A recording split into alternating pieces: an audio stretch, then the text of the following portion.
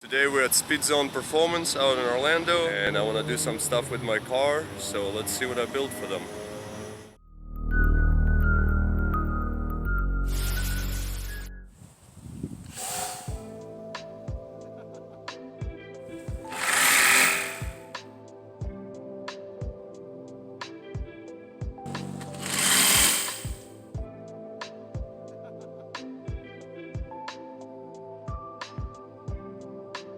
I used my sander and the little one to go, make it all nice and smooth.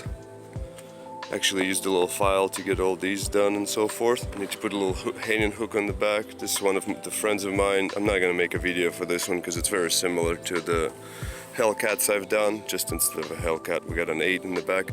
But the 8 came out pretty clean. I'm pretty happy with that.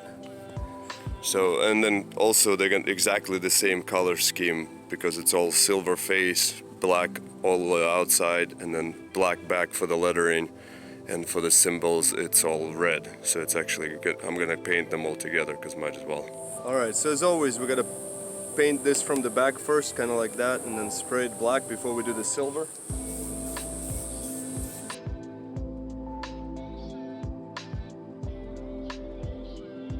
It was 3 rollers, little handle, and a thing at Sherwin-Williams for like $3, so we're gonna see if this is better than brushing it on.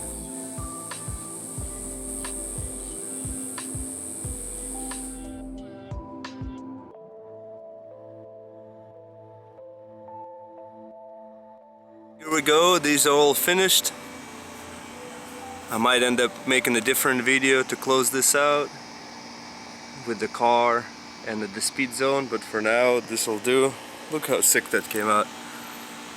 The black shadow is so much better than all the original ones I was doing. Man, and these are all like exactly the same color combos and whatnot, so awesome. It's perfect.